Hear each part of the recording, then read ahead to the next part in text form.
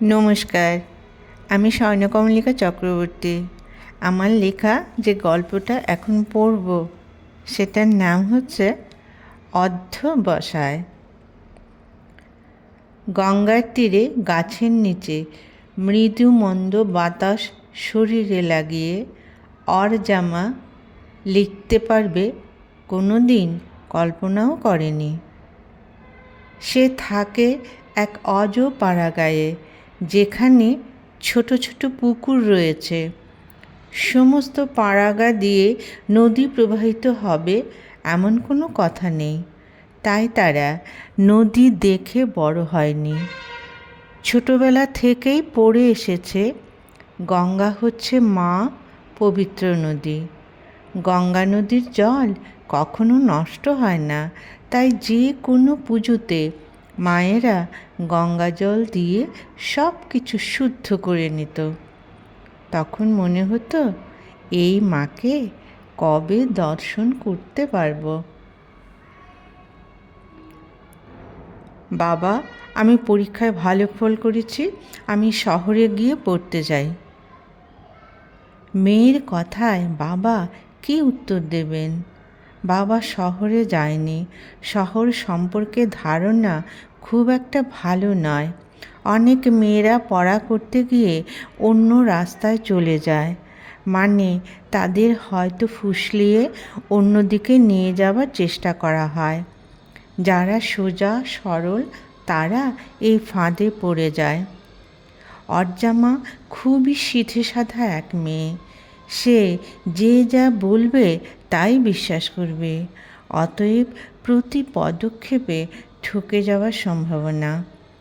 এমন মেয়েকে কি করে একা শহরে পাঠায় বাবা? ওর মায়ের পক্ষে সংসার ফেলে মেয়ের সঙ্গে গিয়ে থাকা সম্ভব নয়।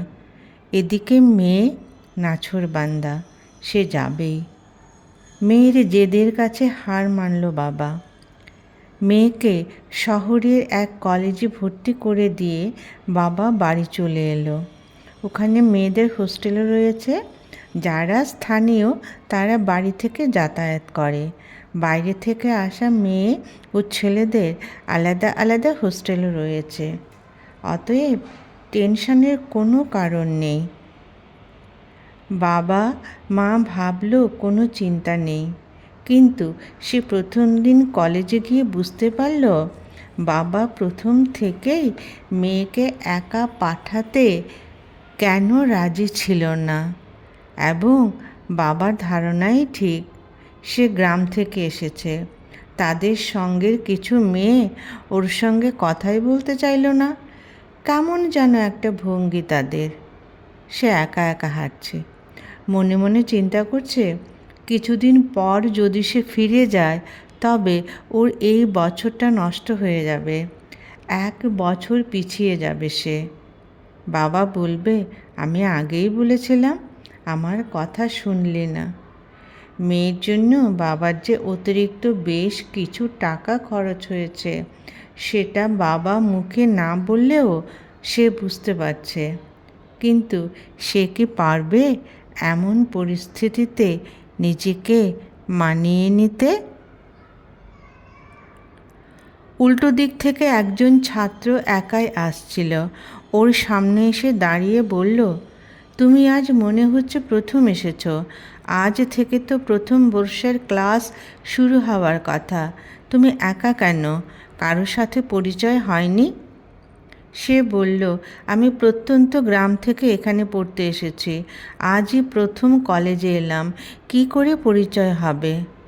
তাছাড়া এখানে স্থানীয় কিছু মেয়ে ঢোকার রাস্তায় এমন তীর্যক দৃষ্টিতে আমার দিকে তাকালো যে আমি যেন ভিন্ন গ্রহ থেকে এখানে এসেছি। তাই একাই কলেজের রাস্তায় হেঁটে ক্লাসে যাব। এবার ছেলেটা হো হো করে হেসে বলল, তুমি প্রথম দিন যে অভিজ্ঞতা অর্জন করেছ ভবিষ্যতে সেটা তোমার কাজে লাগবে। তবে তুমি ভুল রাস্তা দিয়ে হাঁটছ। সামনে 3য় বর্ষের ক্লাস হয়।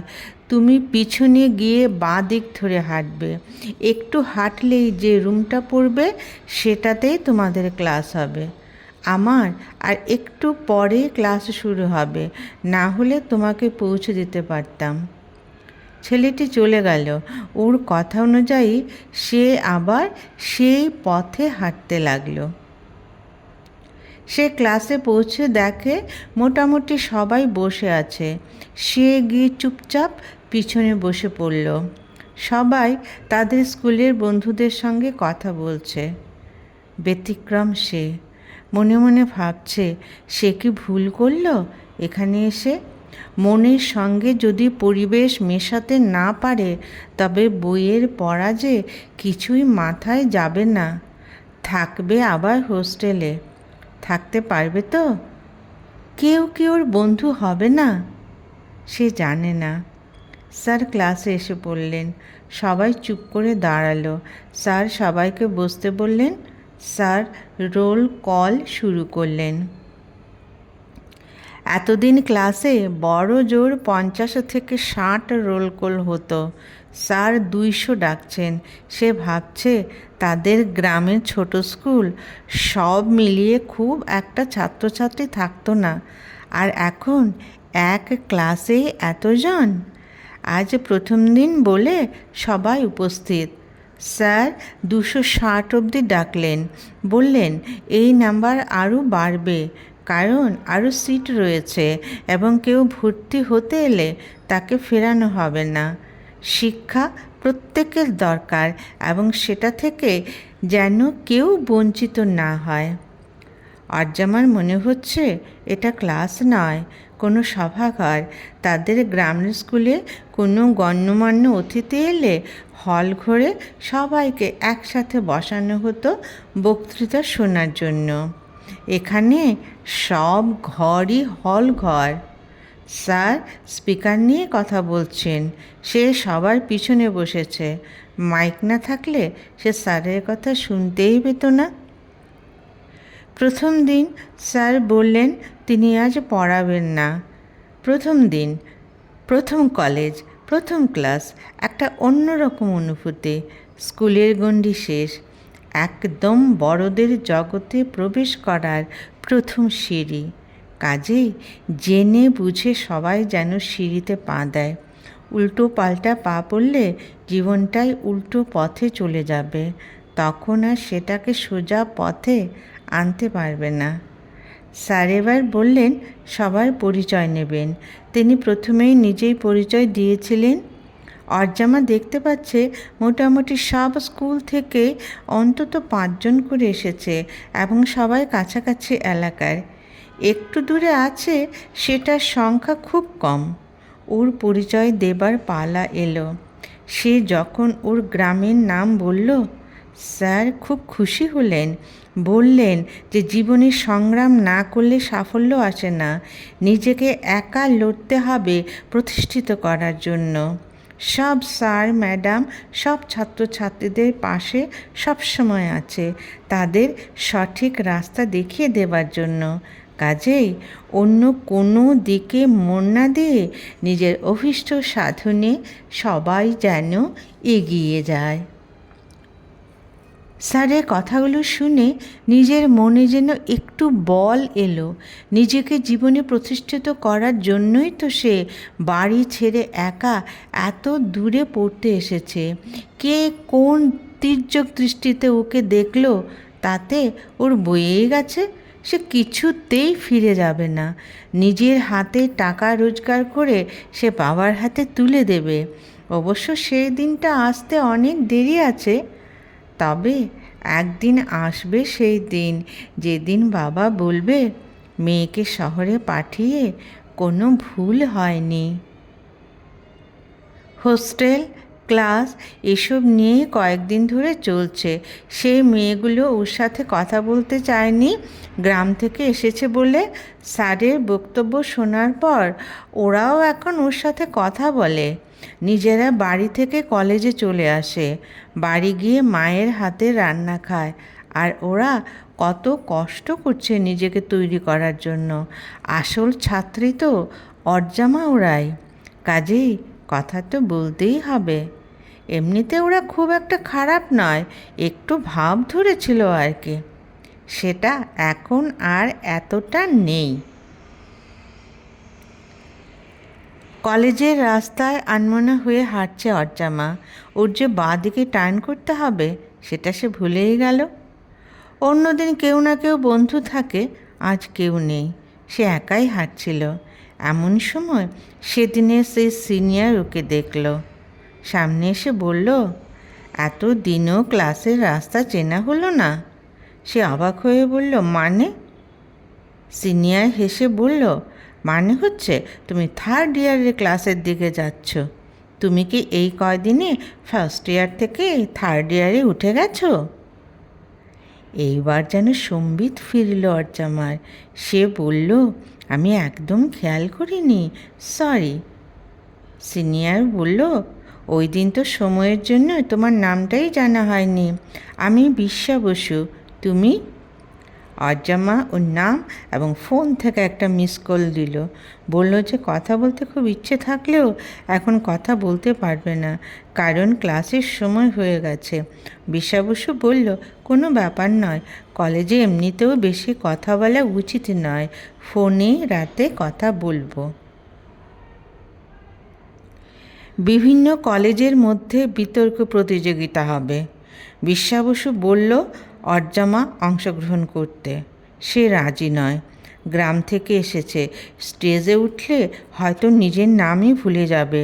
তখন সবাই ওকে নিয়ে হাসাহাসি করবে, বলবে গ্রামের মেয়ের কত শখ। কিন্তু বিশ্বা বসু সেসব শুনতে নারাজ। দুজনের মধ্যে বন্ধুত্বটা বেশ গাঢ় হয়েছে। অর্জামা অনেক সাহায্য পায় ওর কাছ থেকে পড়ার ব্যাপারে। বিশ্বা বসু বলেছে, সে যদি নাম না দেয় তবে বন্ধুত্ব এখানেই কাট হয়ে যাবে। বিতর্কের বিষয়ে বিপক্ষে সে লিখে দেবে। শুধু বিচারকদের সামনে স্বতঃস্ফূর্তভাবে কথাগুলো এমনভাবে বলতে হবে যেন সে মুখস্থ করে আসেনি, আর মাঝখানে পক্ষের বলা কিছু কথা যুক্তি দিয়ে খণ্ডন করতে হবে। অর্জামা ভয়ে কাঁটা। নাম না দিলে বিশ্বা বসু ওর সাথে কথা বলা বন্ধ করে দেবে। সে তো এখন শুধু বন্ধু নয়, বিশেষ বন্ধু। একদিন কথা না বললে মনে হয় কত দিন কথা হয়নি। এরপর যদি কলেজে ওকে দেখে মুখ ফুরিয়ে চলে যায় তবে তো সে সেটা সহ্য করতে পারবে না। অতএব নাম ওকে দিতেই হলো। যেদিন নাম দিল সেদিন থেকে বুকে ধুকপুকুনি শুরু হলো। গ্রাম থেকে আসা মেয়ে, এই তকমাটা যেন ওর গা থেকে যেতে চাইছে না। বিশ্বা বসু ব্যাপারটা উপলব্ধি করতে পারছে বলেই জোর করে ওকে নাম দেওয়ালো। নিজে এবার নাম দেয়নি, বলেছে পরে কোনো অনুষ্ঠানে দেবে। এইবার অর্জামা, এবং ওকে সুন্দর করে ওর বক্তব্য পেশ করতে হবে। অতএব ধুকপুকুনি কী করে কমবে? বিতর্ক সভায় আগে থেকে শেখা বক্তব্য বলা ও বিরোধী পক্ষের বক্তব্য তৎক্ষণাৎ আলোচনা করে খণ্ডন করা, এই জিনিসটা জরুরি। অর্জামা বিশ্বা বসুর মান রাখতে পারবে তো? বিষয়টার উপর ভালো জ্ঞান অর্জন করতে হলে লাইব্রেরিতে গিয়ে পড়াশোনা করতে হবে। ক্লাসের অফ টাইমে ঘোরাঘুরি না করে দুজন মিলে বই ঘেঁটে তথ্য নিতে লাগলো। অর্জামা এত তাড়াতাড়ি সব বার করতে পারে না। বিশ্বা বসু ফটাফট বইয়ের পেজ বার করে কোনটা দরকার নোট করে নিচ্ছে ও তাকে বোঝাচ্ছে। অর্জামা বলল, দেখো, এক বিতর্ক সভার জন্য আমাদের কত পড়াশোনা করতে হচ্ছে। বড় বড় লোকেরা যখন 1 থেকে 1.5 ঘন্টা বক্তৃতা দেয় তখন তাদের কত পড়াশোনা করতে হয়। বিশ্বা বসু হেসে বলল, শোনো, হাজার হাজার লোকের সামনে সুন্দর বক্তব্য পেশ করার যোগ্যতা তাদের আছে বলেই ওরা মঞ্চে ওঠে। আয়োজকরা তাদের আমন্ত্রণ করে। এই যোগ্যতা তারা একদিনে অর্জন করেনি। কঠিন অধ্যবসায়ের ফলে ওরা প্রতিষ্ঠিত হয়। তাদের সবাই এক ডাকে চেনে। অর্জামা বলল, বুঝেছি। তুমি যদি এখন থেকে এইভাবে নিজেকে পড়াশোনাতে নিমজ্জিত করো তবে তুমিও একদিন এমন মঞ্চে দাঁড়াতে পারবে।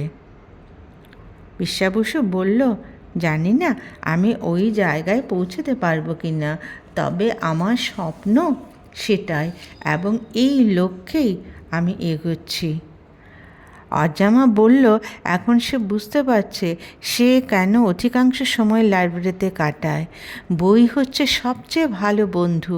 সে এত এত বন্ধুর সন্ধান এখানে পেয়েছে, সে কেন অন্য বন্ধুদের সঙ্গে অযথা আড্ডা মেরে সময় নষ্ট করবে? ওর কপাল ভালো যে বসু অন্তত তাকে বন্ধু করে নিয়েছে, না হলে প্রথম দিনই সে তৃতীয় বর্ষে চলে গিয়ে সবার কাছে হাসির শিকার হতো। বসু বলল, এই লাইব্রেরিতে লোক পড়াশোনা করতে আসে, দেখো লেখা রয়েছে নীরবতা বজায় রাখুন, আর আমরা দুজন বেশ কথা বলছি, এটা কিন্তু ঠিক নয়। অজামা বলল, মানছি আমরা দুজন আজ একটু কথা বলেছি, কিন্তু আমরা পাশাপাশি বসে খুব আস্তে আস্তে কথা বলেছি। তোমার এবং আমার পাশে যে দুজন বসেছিল তাদের অসুবিধে হলে তারা নিশ্চয়ই কটকট করে আমাদের দিকে তাকাতো এবং লেখাটা দেখিয়ে দিত। সেটা তো তারা করেনি, কাজেই শব্দের ডেসিবেল আমরা লঙ্ঘন করিনি। বসু বলল, বাহবা, দেখলে তো তুমি এক্ষুনি কী সুন্দর আমার যুক্তি খণ্ডন করলে। আমি সত্যিই খুশি হয়েছি। ঠিক এইভাবে তোমার বিরোধীরা যা বলবে সেটা যদি তুমি সুন্দর করে খণ্ডন করতে পারো, তবে তোমাকে কেউ আটকাতে পারবে না। অজামা বলল, আমার 100%, তোমার 100% চেষ্টা চলছে, বাকিটা ভগবান জানে, আমি জানি না। কথা বলতে বলতে দুজনেই প্রায় 2 পাতা করে 4 পাতা লেখা হয়ে গেল। এখন দুজনেরই ক্লাস রয়েছে। যখন আবার দুজনের একসাথে অফ থাকবে তখন আবার দুজনে আসবে। এই 4 পাতা থেকে গুরুত্বপূর্ণ তথ্যগুলো দিয়ে সুন্দর করে লেখার দায়িত্ব বিশ্বা বসুর। তবে অরজামা গ্রামের মেয়ে, নিজের পড়ার বইয়ের বাইরে এত বই পড়ার সুযোগ হয়নি। এখন যত বই পড়ছে নিজের জ্ঞান চক্ষু যেন ততটাই উন্মোলিত হচ্ছে। সে পড়াশোনা ভালোবাসে, তাই এত কষ্ট করে একা এখানে এসেছে। এখন মনে হচ্ছে সে কোনো ভুল করেনি এখানে এসে, এটাই ওর সঠিক রাস্তা। এই যে এত বই পড়ছে, মনে হচ্ছে সমুদ্রের কিনারায় দাঁড়িয়ে আছে, সমুদ্রের সন্ধান পেয়েছে। এখন কিনারা থেকে পায়ের পাতা হাঁটু জল, সে সামনে এগিয়ে যাবে, থামার কোনো প্রশ্নই নেই। বিতর্ক সভার দিনটা বড্ড তাড়াতাড়ি চলে এলো। এটা অবশ্য পরীক্ষার সময় মনে হয় আরেকটু সময় পেলে ভালো ছিল, কিন্তু সে জানে যতই সময় দেওয়া হোক প্রিপারেশন যা হয়েছে সেটাই হবে, এর বেশি আর হবে না। যে একটা টেনশান এতদিন ধরে চলছে সেটা তো আজ থেকে আর থাকবে না। গতকাল রাতে একদম ঘুম হয়নি, স্বপ্ন দেখছিল বিচারকরা ওকে বকছে, ওর বক্তব্য সব থেকে খারাপ হয়েছে। কিছুতেই সে কিছুই খণ্ডন করতে পারেনি বিরোধীর বক্তব্য। বিশ্বা বসুর মুখটা কালো হয়ে রয়েছে। মঞ্চ থেকে নামার পর সে কোনো কথা বলছে না ওর সাথে। ফল ঘুমের শেষ এবং মারাত্মক টেনশান শুরু। সে এই স্বপ্নের কথা বিশ্বা বসুকে বলবে না, কি দরকার ওর মনটা খারাপ করার। হলঘর কানায় কানায় পূর্ণ। বিভিন্ন কলেজে থেকে ছেলেমেয়েরা, প্রতিযোগীরা এসেছে। বিচারকরা তাদের নির্দিষ্ট আসনে বসলেন। বিরোধী পক্ষের ওরা এবং যারা বিষয়ের পক্ষে বলবে ওরা একদিকে বসল। প্রোটোকল পর্ব শেষ হলো। অরজামা কিছু শুনতে পেল না ওরা কি বলছেন, ওর কান যেন বন্ধ হয়ে আছে। সেই শুরু। তারপর থেকে অরজামা, বিশ্বা বসু শুধু এগিয়েই চলছে। সে এত সুন্দর বিরোধী পক্ষে যুক্তি কেটেছে যে বিচারকরা অবধি ওর প্রশংসা করেছেন। অরজামা প্রথম স্থান অধিকার করল। ওর প্রথম দিনের কথা মনে হচ্ছে, যেদিন অনেকেই ওর সাথে কথা বলতে চায়নি।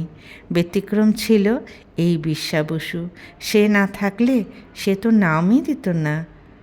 মাইকে যাবার আগে পর্যন্ত ওর ভীষণ ভয় ছিল, কিন্তু মাইকের সামনে দাঁড়ানোর পর ওর আর ভয় ছিল না। সুন্দর করে সে ওর বক্তব্য পেশ করার ফলেই তো প্রথম স্থান এসেছে। চা খেতে খেতে বিশ্বা বসু ওর বউকে বলছে, সামনের রবিবার চলো গঙ্গার ধারে সুন্দর একটা জায়গায় ঘুরে আসি। অর্জামা বলল, চলো। এই সপ্তাহটা দুজনেরই ভীষণ ব্যস্ততায় কাটবে, প্রচুর কাজে একটু ফুরফুরে অক্সিজেন নিয়ে আসি। তাদের বিয়ে হয়েছে 2 মাস, দুজন জীবনে প্রতিষ্ঠিত হয়েছে, তারপর ছাদনাতলায় গেছে। এখন সত্যি ওরা মাইকের সামনে দাঁড়িয়ে বক্তব্য পেশ করে, তবে অর্জামার সেই ভয়টা এখন আর হয় না।